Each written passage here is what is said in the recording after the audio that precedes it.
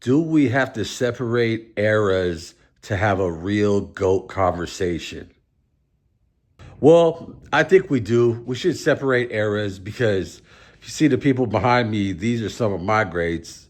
Hakeem Olajuwon, Jordan, Kobe, Steph. But I think because everybody, I got a lot of, hate and everything, whatever you want to call it, on my LeBron post about the All-Star game.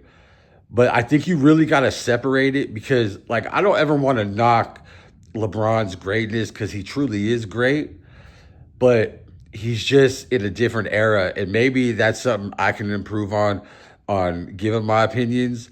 But it's just like Jordan and his aura and his stats and his championships in the '90s was just something to behold and to watch. And I wish some of these, kids that like are obsessed and love LeBron would be able to actually just watch and like I don't know if you can just get it from the highlights, but it's like me being a kid during that time and just like if you I never saw Michael Jordan in person, but if you saw Michael Jordan in person, and I've heard stories that like it was like his aura and like want to be like Mike, all that shit. It was definitely a different thing. And yes, everybody always brings up that, social media is just like it's a LeBron killer or it aids LeBron and stuff. And it would like just fucking kill MJ back in the day, especially with his gambling issues.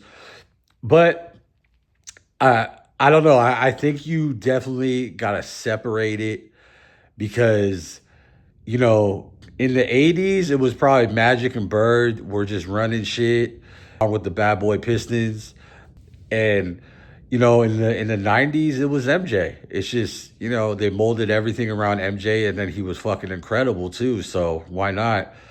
And then like the 2000s, you can't not just give that to Kobe. Like he was just Jordan's carbon copy and won chips. And definitely after that, it was definitely, LeBron. It's definitely been his era. And it just leads me to now to be like, damn, what are we going to do after LeBron retires? Like, who do we really have? We don't have that fucking guy. Like, even people are like Anthony Edwards, he doesn't want it, which I mean, who could fucking really blame him? But I don't know who the fuck are we going to have now. But I think that would kind of alleviate all the fucking constant like bickering back and forth or agreeing to disagree is that we should just only have a GOAT conversation per decade or era. What happened with the demise of the 76ers? I mean, can we just be clear? This is Tyrese Maxey's fucking team now.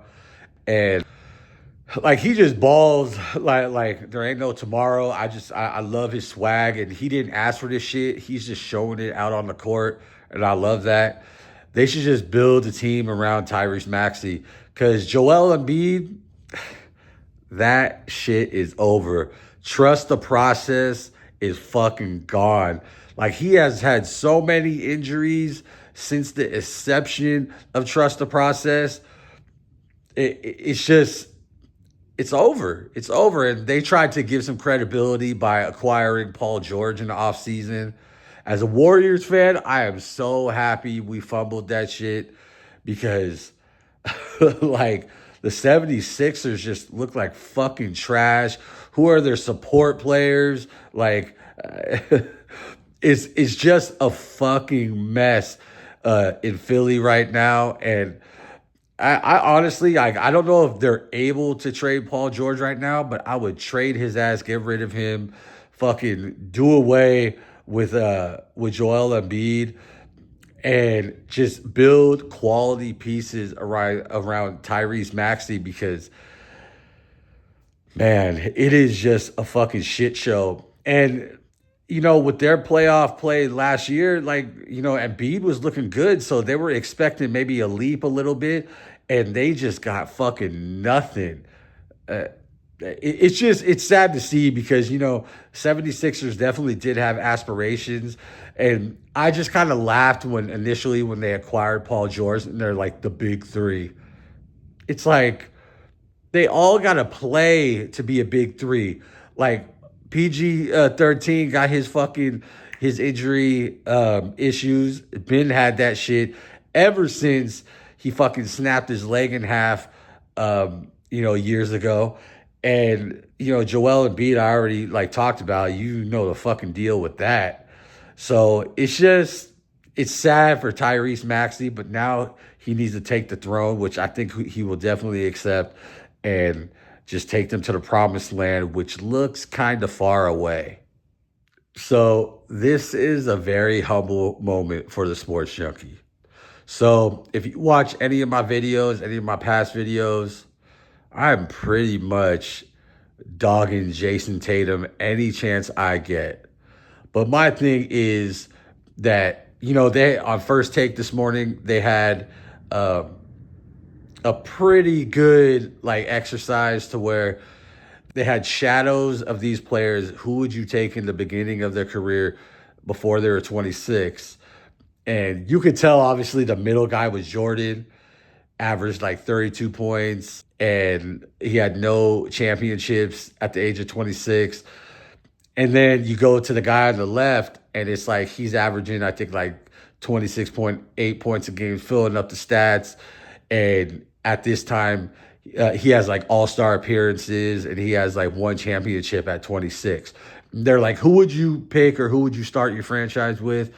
And it appeared the middle guy was Jordan, like I said, and the guy to the left was Jayson Tatum. And like if you just look at the stats and you pull away the names, Jayson Tatum is the fucking guy right now.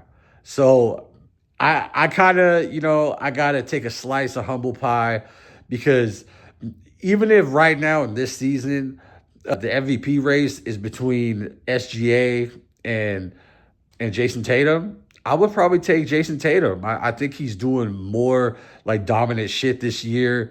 And this is like, I never hated Jayson Tatum. It's just like, show it to me. Like, because my big knock, at which he still has not overcome, is that he crumbles in the fourth quarter or he disappears. So that is my big thing.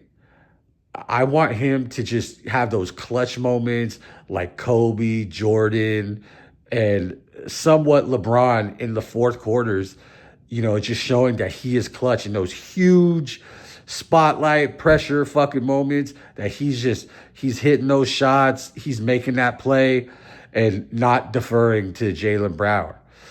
So that's my slice of humble pie, is that, Jayson Tatum, I could say that he might be like the leading candidate for the face of the league after LeBron retires. So there you go. Start talking your shit. I know it's coming.